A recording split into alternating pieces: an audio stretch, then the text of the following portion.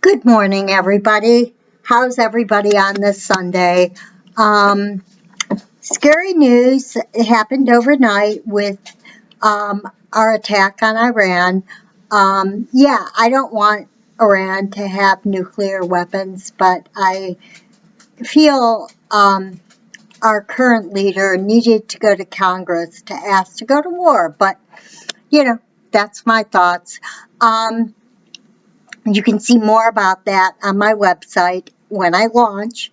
But today I want to talk more about growing up in Ohio and my friends and just general information about me. So, my video is out on your YouTube, and you can find the first one about my parents by just putting my name in, Barbara Pretzel. My website is live, but unfortunately, my Z on my computer stopped working. And when you have a name like Pretzer, a Z is pretty critical to getting things published correctly. So right now, it is Pretzel, no Z, Nuggets, .com, and you can see it. It is a work in progress, but you can see it if you go to Pretzel Nuggets.com. But so I graduated from high school in 1979. I had an amazing group of friends that I've kept in touch with over the years. Um, and you can see most of them on my Facebook account. After college, I went off to Purdue, middle of nowhere, Indiana.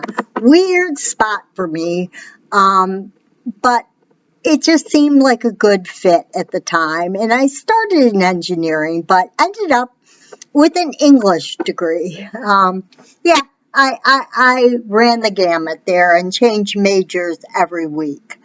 Um, I ended up with quite a few friends there. I've lost track with a lot of people from my Purdue years, but love to catch up with you. So Bernice, Sue, Donna, Jenny, if you guys are out there anywhere, look me up. I'm available. Um, so after I graduated in 1983, I went to work at the Board of Elections, and I worked for the big-haired lady, Jimmy Vinecourt's mom, and it was a fun summer job, but I ultimately got a job as a reporter at Construction News, CNS, and made some great friends there, had a lot of fun, but they were trying to get established and our paychecks used to bounce a lot. So I only lasted there until 1985, and then I took a temporary job at Society Bank. So back in the day when it was actually Society Bank. And I worked fixing ATMs and settling the remote ATMs and made extra money going out at night and if they were down, fixing them. Made a lot of good friends. Hi, Janine. I know politically we're very different, but wanted to wish you a hello. And hopefully you're at the campground now. And I kept in touch with a lot of those people over the years. And stayed with the bank through a lot of changes, through the Ameritrust merger, and then ultimately through the KeyCorp merger. Um, I was then recruited to work at First Data Resources in Oklahoma. And at that point, Bill and I had gotten married. You think you remember Bill? And stories about him, but we got married.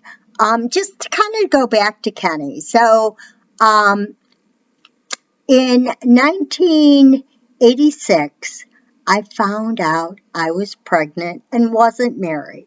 And I really didn't want to marry Kenny's dad. Um, and finally left a note for my mother in the bathroom when they were visiting my sister. I was a chicken shit. Um, and that's the way I decided to tell her. Well, she called me every name in the book.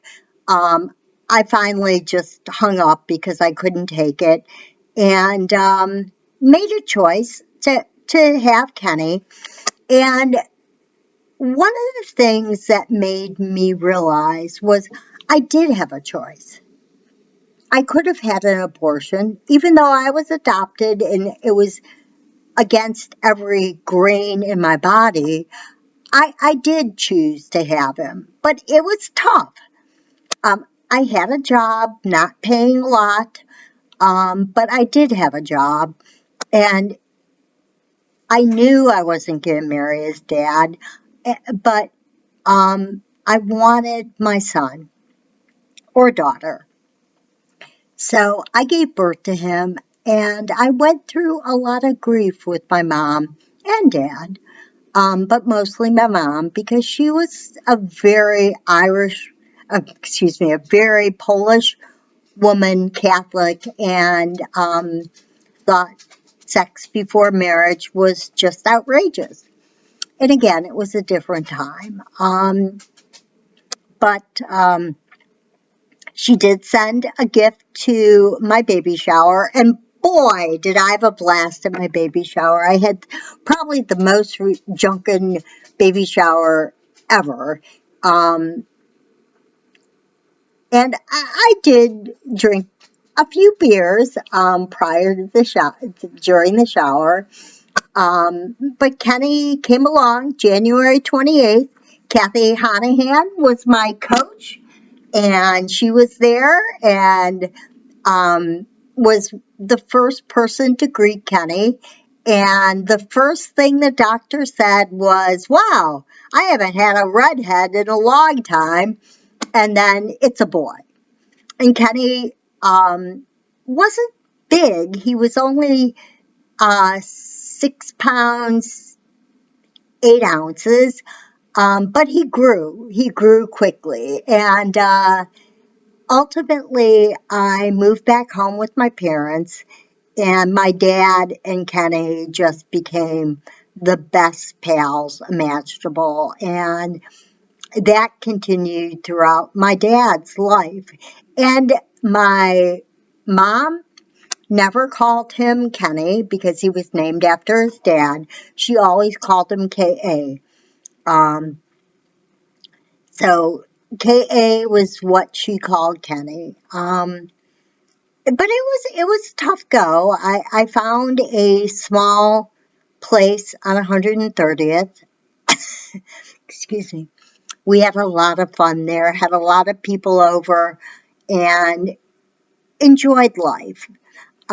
Ultimately, with the bank, they merged with Ameritrust. Well, first they merged with Trust Corp, Toledo Trust, and I moved to Toledo.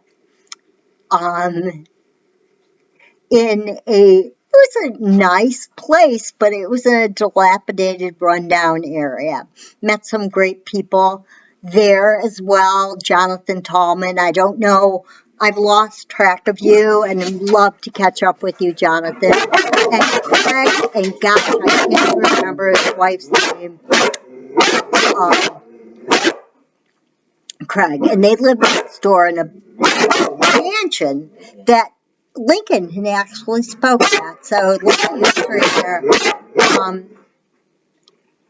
My mom ended up getting sick um, in '93, and a lot of she went.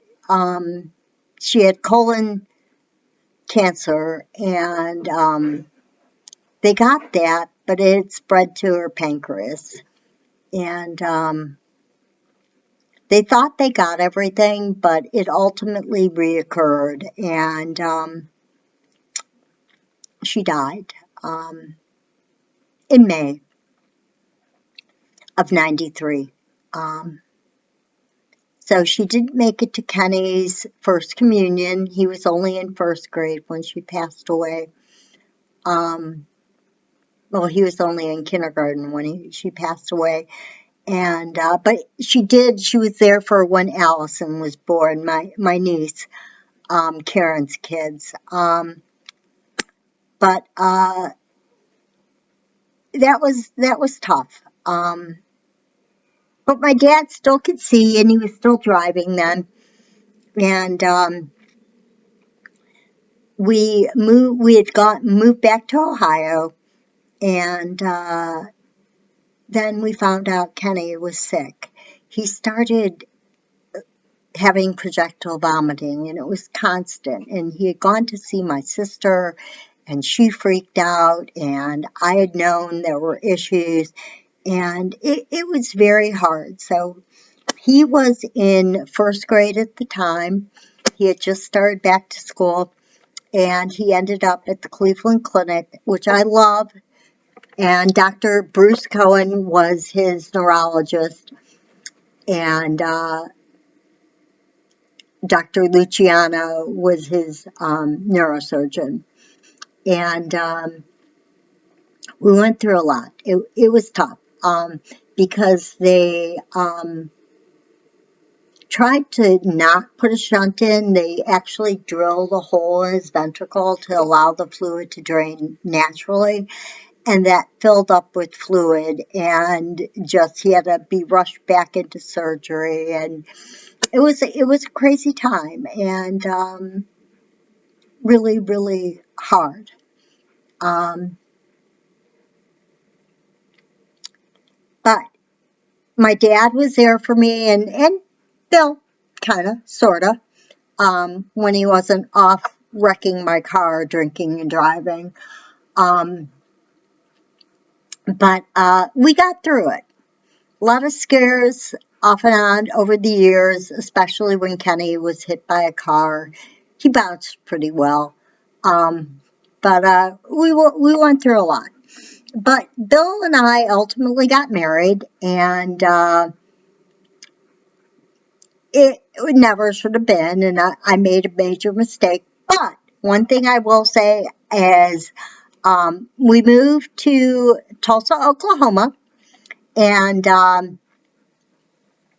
I found out I was pregnant with Elizabeth, and that was exciting. So I have a beautiful, now almost 29, she'll be 29 November 11th, daughter who's successful and doing really well. And Samantha was made in Omaha, but she was actually born in Tulsa. And she is 27 right now. So they're 17 months apart in age, and have always been oil and water. And Lizzie takes after me. She loves to talk. Samantha has a great sense of humor, but she was not an easy child, and a lot of it had to do with Bill and the trust issues she developed.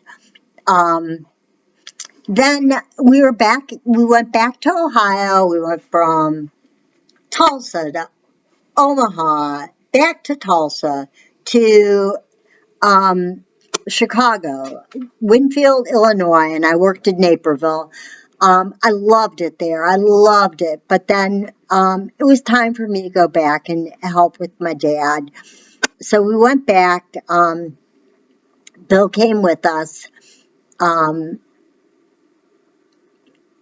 eventually I helped him get his own place, and it was bad, and I decided I was moving on, and we ended up moving back in with my dad, and I was never going to have him move in with my dad. But we moved in with my dad. Kenny, we took over the basement. It was an interesting place, and we had our three dogs. A lot of you remember Rocky. He was a crazy guy and not the nicest boy. And Angus was a wild man. And Tazzy, everybody loved Tazzy. I've always loved my dogs. And well, we settled back in Ohio, and I promised Kenny we would not move and he would finish high school there. And I kept my word on that. And he went to St. Ed's, great fit. I really kind of wanted him to go to Ignatius, but when we went and visited the school, Ed's just felt like him. And he tried playing football, but Kenny is just under 6 foot and weighs nothing, so football was not his thing. But he ended up doing well in swimming and diving, and just had a lot of fun. And the girls grew up, and they went to St. Angela's until that didn't work for Sam. And so she went to Fairview Public Schools. Lizzie continued on at St. Angela's. And I was on both PTA and home and school for both schools, and did a lot for both of them. So it kept me busy. And then ultimately, my dad got very ill, and we kept trying to bring him home and help him, and he just, it got to the point where he needed nursing care all the time. But he still kept active with Night and Blue all through that. And he didn't work that final year, 2009. I can't remember if he went to Night and Blue. 2008 he did, though. And he really wanted the girls to go to Magnificat, but I really thought they would be going to Fairview schools. My dad died December 24th, 2009, and that was a gift to me. He wanted me to have my family home with me for the holidays, because Kenny had graduated from college and gone in the Peace Corps, and Lizzie and Sam were there with me all the time, and they'll tell you about when Grandpa was passing away, how I didn't feed them. Janine helped me out. They spent the night with her. And then, but it was on that Wednesday, I think it was a Wednesday, I spent the day